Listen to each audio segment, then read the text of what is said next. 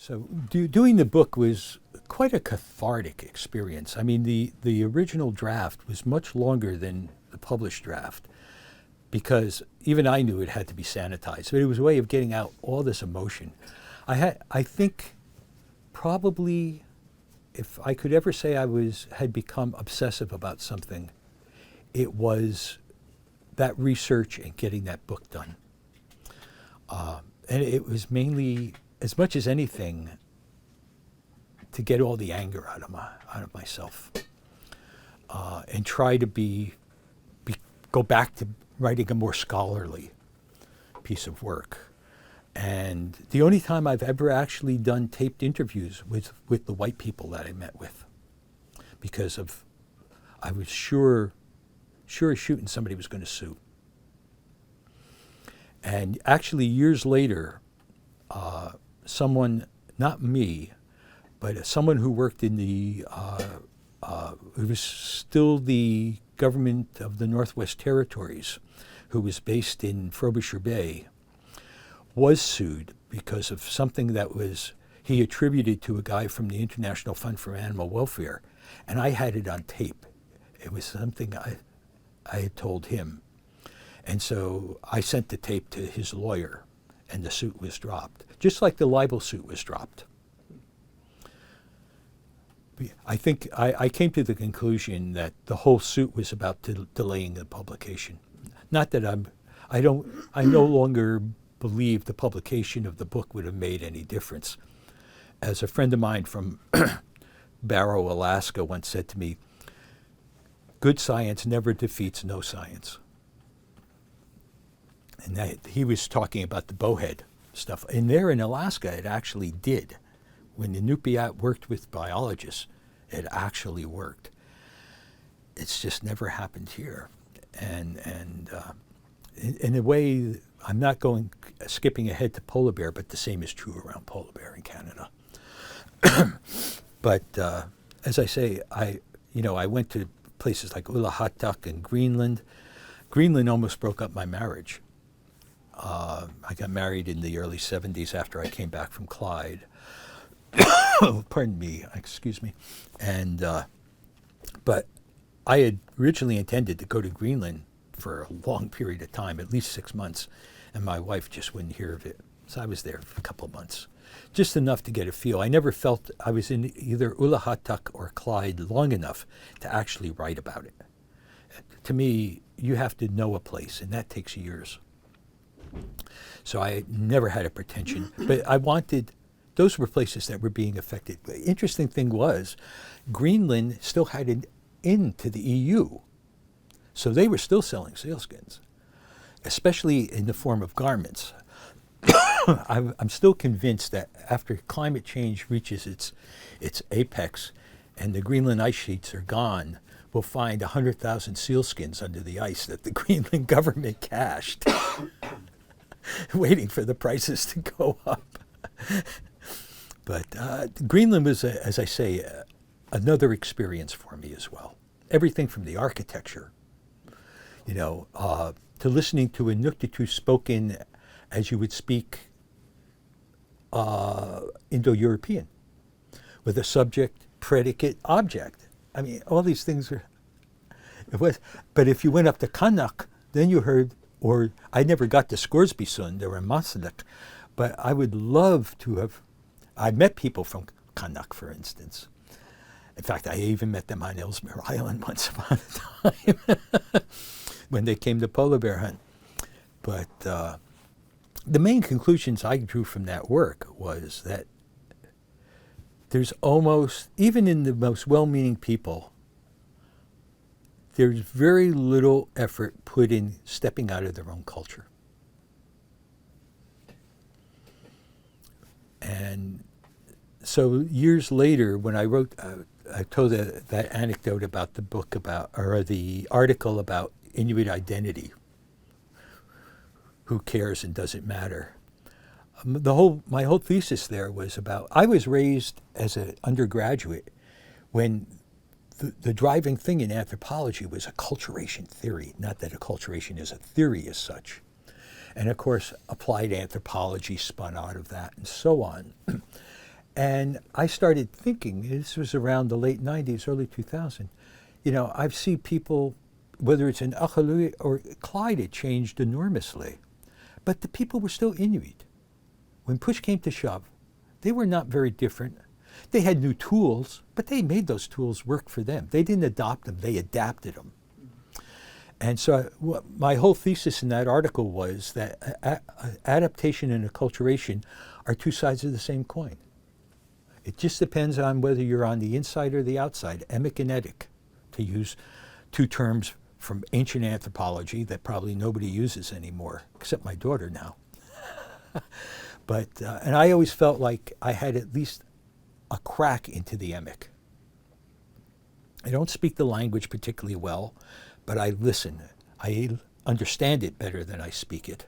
I'm very shy to speak Inuktitut, especially with new people. But I watch, and I see what people do. And not just physically what they do, but I have a pretty good sense, just listening to people when they talk about how to treat a seal or a polar bear, of why they're treating it in a certain way. So, but maybe the other thing I took out of that was never to become so obsessive again about something. But partly was I really wanted to do something for the people in Clyde. And after the book came out, somebody once told me it sold X number of copies, I don't know. But I had all the royalties sent to the HTO in Clyde, which was an adventure in itself, because they were registered as a nonprofit. All the HTOs were. And it took numerous phone calls to Yellowknife to get them to allow the HTO to receive and use the royalty checks. Because I knew once I started getting them, I wasn't going to give them up. I don't know how much came in. I've never asked how much went. But it was the least I could do. There's not much else I've ever done, maybe for a few individuals, but that I haven't benefited Inuit in their totality of their lives in any great way. I worked on the land use and occupancy project in the 70s, but as I tell my students, we got to remember, we're not doing anybody any favors. They're giving us their time. So when they're too busy, you don't bother them. You can watch and learn. And it's their rules when you're up there. There are things we can't do. You can't just throw money away. But you're not down here. You're up there. And you damn well better behave like you're up there. So, and I'll yank you out of the field if you don't. And then the rules extended over time to never fly in a helicopter. I had my experiences. The polar bear study didn't come on the tail end of that. I actually went back to what I would call doing more classical anthropology, kinship, social organization, still doing harvesting. I had guys collecting data, a sample of guys. Some guys have been collecting data for me for 30 some odd years. And it used to be I would give guys a drum of gas, and now I give them a stipend. Maybe it's $200 a month here and there. One guy monitors the radio for weather and who's going hunting where, and sends a monthly report down. And it doesn't matter if it's in English or Inuktitut, I'll figure it out eventually. Or, and they all have maps and they have calendars, and I'll get to what the current project is about. But the polar bear stuff came more out of, it began to dawn on me that money is very important in the North. Every year it was more important. But it was basically, with the exception of sports hunting, at least in Clyde, it was all transfer money. It was a transfer economy. Even the government money. People who work for the government, it was taxpayers' money from Ottawa. And you and me and Emmanuel. And so I wanted to look at the people who actually brought new money into the community. In Clyde, that was polar bear hunters. There were climbers and base jumpers and hikers, but they didn't drop much money. I mean, they were on shoestrings, basically, as far as I could tell. And they didn't interest me as much. But these people did something that Inuit could understand, to a point, as I learned.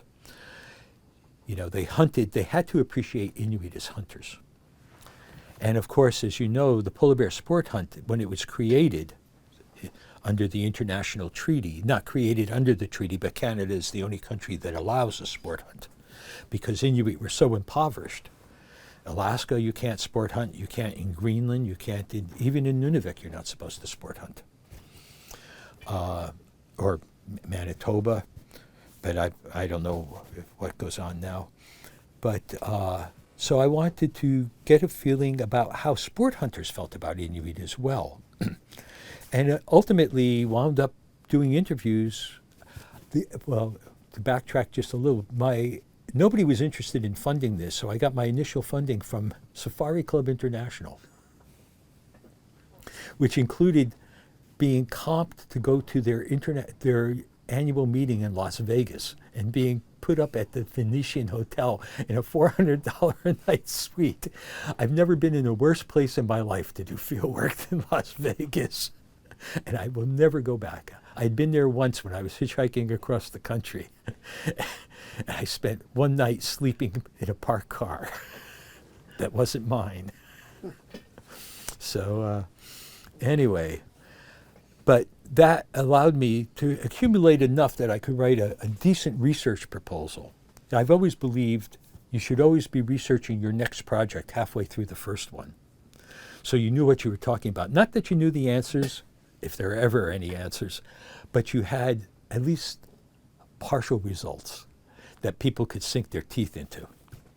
I've always advised that with my students as well.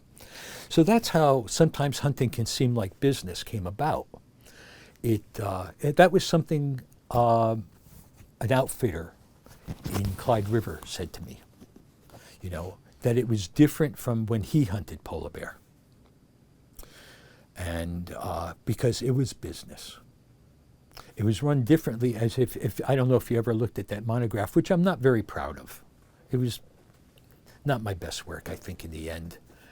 The one thing I did show in there that I thought was very important is how money from the sport hunt was reinvested in hunting. And also sort of the chronology of how sport hunting moved from Alaska after the Marine Mammal Protection Act initially into the Mackenzie Delta Beaufort Sea area because of the oil exploration. All these there used to be direct flights from Houston to Inuvik when I worked for COPE. So you could actually fly to Inuvik and then get up to Tuktoyaktuk or Sax Harbor or Ulahattuk. And in the end, it was interesting, you know. Inuit did not understand the concept of trophy. A polar bear, any bear was a good bear, you know. But these guys were paying 25 grand or whatever, plus they had probably paid 40 or 50 to a wholesaler down here, like Joe Verney or whatever. And but what was interesting, when I would sit down with sports hunters, I only went out on one sport hunt as the supply guy. So I had to catch food for the dog team and stuff. But was sitting with them, and not surprisingly, there was one group of three I remember very well. And I mean, all these guys, it was an apex hunt. Guys usually did it towards the end of their hunting career. They'd been to one guy had been to Africa 22 times hunting elephant. They were older, and they had more money than God to do this. And you know, if a guy caught a good bear, what they considered a good bear, which would be probably 9 feet up, you know, they would tip the guide $2,000-3,000. They'd give him $10,000 rifle. They were never going to use it again, type of thing. I mean, so, but the guys had to put up with them, especially the dog team guides were often guys who didn't have very great English. They had the skill to run dog teams, track bears, and so on. Young guys did they were the snowmobile support guy, setting up camp and all of that. So did it at Clyde, I did it at Resolute Bay, I did it at Tolojawak. I wanted to do it at Grise Fjord because they had a big operation. And that was one of my biggest disappointments, actually in Inuit. I was invited to Grise Fjord to present the project to the council. And going to Grise Fjord, even in 2000, that was, from Montreal, it was $8,000 or $9,000. I got there and Grise Fjord was 150 people. I was in the co-op. And I ran into the head of the HTO, who also ran the sport hunt as a private business. And he turned to me and he said, "Oh, you're that guy. We're not going to let you do the research." And the next plane was 4 days out. And so I schmoozed every counselor. I had the council meeting and they turned it down. And I swung 2 of the counselors back to me, but so I never did actually did research there. And the odd thing was, 2 years later, I was in Resolute for another reason, and waiting in the airport, I was going south, and the mayor of Grise Fjord was in the airport, and I was talking about my experience in Grise Fjord, and she said, I didn't mention what had happened. I just said the project never came off, and she said, "Well, we really would like you to come up and do it." I said, "Look, I don't have the money to do it anymore, and I'm not going to chase it to do it." So, but I found, in a sense, Inuit adapted the sport hunt to their needs because so much of the money was reinvested in, for want of a better term, real hunting. Hunting that produced food. The sealskin hunt, it wasn't for sealskins. They were a byproduct. All you used sealskins for by the time I came there were mittens and kamak, and you might make a pair of silapa. You know, sealskin's not a good insulator. Caribou is. People still use, not regularly, but everybody had a caribou parka. We would have it on the sled. So if you were waiting at a seal hole, you put on the caribou parka. Or sometimes I would stand on it to insulate my feet waiting at the, because after you're standing there for an hour, 2 hours, because it was real seal hunting. We didn't move around. You know, there was no point in hitching up taking the dogs. Snowmobiles now, you could just go off. You know, if you wait a half hour, you don't get an animal. Even if I digress, and this is not so much about any one incident, the way people came to use the snowmobile in hunting, and I think I described that in that book, where suddenly, instead of having 4 or 5 guys, which would be the optimal group sort of that could cover a fairly small area well and still be able to split up the food, 2 guys could go with 2 snowmobiles, or even 1, although probably better for 2 since they break down all the damn time. And 1 guy, we would find a cluster of breathing holes. 1 guy would stand at the hole, and for instance, I would take the snowmobile and drive in a circle maybe 150 meters out to keep seals away from the other holes. So there, it's not just the snowmobile itself, it was how it was used. It's a fascinating adaptation. I first tweaked to it about 5 or 6 years after I first came to Clyde, when I started to really work with guys in Clyde and see going out hunting with them.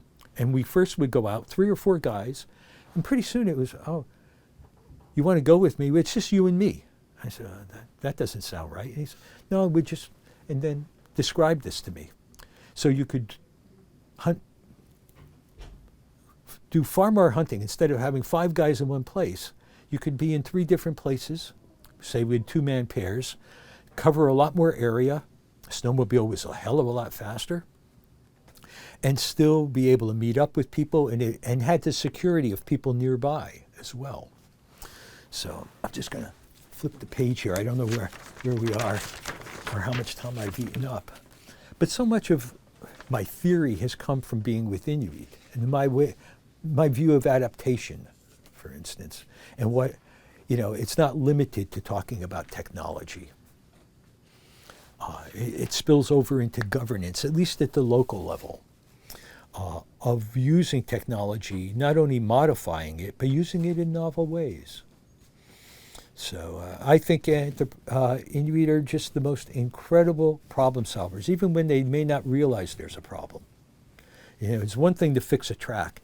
It's another thing to, somebody thought through. We don't have to all be in a group, but we can still depend on each other. And so, but a lot of, I'm just looking at the next section, environment anthropology. Drop the geography if you don't mind. From tech to Inuit Kaimayatu Gangit. And a lot of people, one of the things I've learned is that tech is just a crack into traditional knowledge. It's what we understand. It's visible. So we can talk to people about, and every one of us has, about this about polar bears. At least you've talked about the ontology behind all of this. I mean, I think one of the best articles I've ever seen, Peter Usher and I stay in contact. Peter wrote an article about tech and environmental impact assessment in Arctic back in the year 2000. I forget which issue of Arctic. But he talks about how from the ontology to values to sort of the ecology to the nuts and bolts of a polar bear or whatever. He doesn't actually talk about specific animals. And I have to confess, I've never been able to deal much. I understand those upper levels from watching how people behave, but I don't have even the vocabulary to do it well. So when I wrote that article, From Tech to Inuit to IQ, it was more from watching how people behaved. And it made me go back through my field notes. At that time, probably 35 years of field notes. And there are probably more incidents than I put in that article, but these really jumped out at me. Going polar bear hunting, catching a seal that was clearly had some physical problem, and no one would eat it. But it was so unusual, they put it in the freezer at my suggestion for somebody from fisheries to look at, which no one ever did. And so when they decided to dispose of it, they didn't take it to the dump. The elders said, put it back where you caught it. Put it back in the water. You know, things like that. The guy who shot a dog, and instead of leaving it on the ice, accidentally shot a dog. Put it on an island because you don't leave land animals on the ice. Those were all IQ. Very little to do with tech as such. So, you know,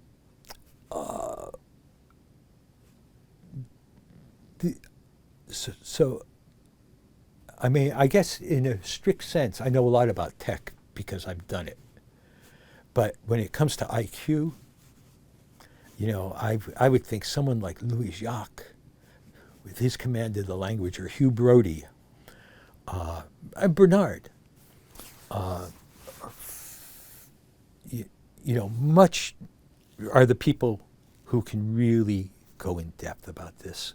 And the work you and Yarek have done with Alexina, who I once taught up north when she was a school teacher. And I taught an ecology course in Frobisher Bay for school teachers. Part in English, part in Inuit.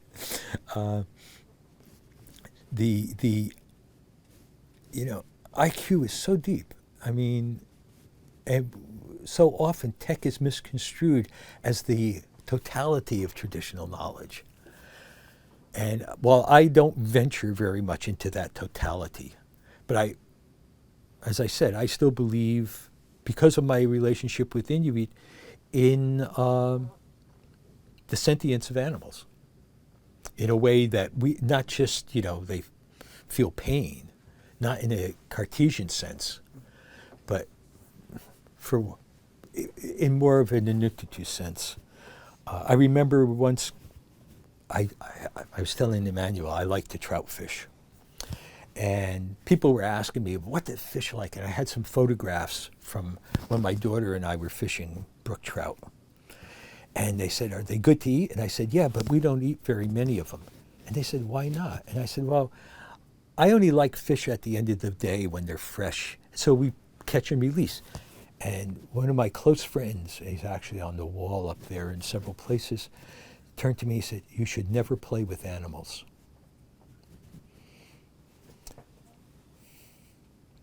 So, and I still catch and release here, but, and I remember once going caribou hunting, a bunch of us, way up in, because we used to summer up in either Samford Fjord or sometimes Scott Inlet at either Nassalukaluk or Netsasiyuk. And we were in, I guess it was the summer of 73, I can't remember when. I was out in Samford Fjord. We were caribou hunting. We had to walk inland up the river. And we came on a herd, about 3 hours in, came on a herd of 35 caribou. And we got close enough, probably within 30 meters. We shot 28. Bang, bang, bang, bang, bang. Which seemed to me kind of, I have to admit, I was shooting too. And then we had the job of, it took us almost 3 days to take them out, carry them out to the boats. But I turned to a friend of mine and I said, you know, it seems like just look at all this work.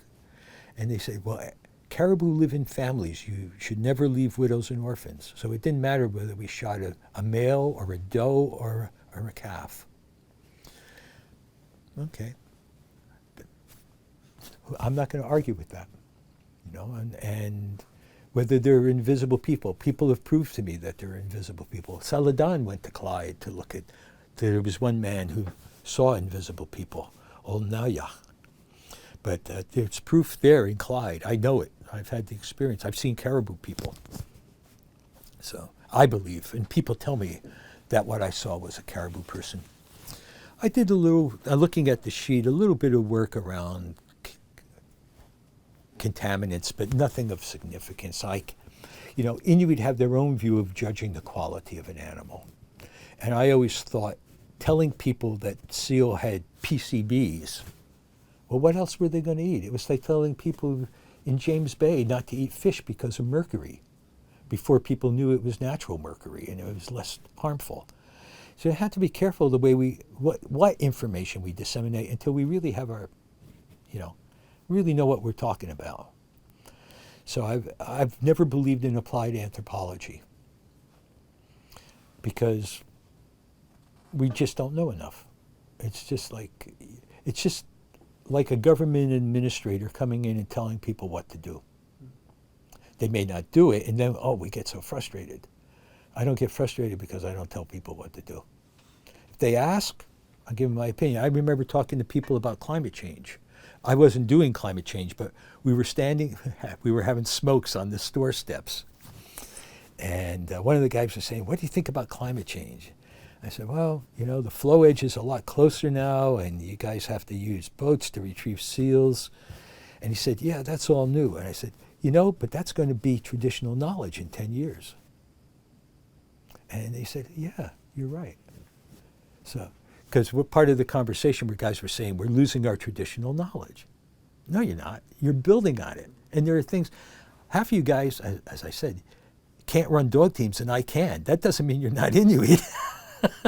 You don't need that technology, except maybe to get your snowmobile home when it breaks down. So as far as hot technologies, I guess you mean like internet and stuff. And I don't allow my students to take computers to the field. I don't. The closest I came to hot technology is when telephone and TV came in.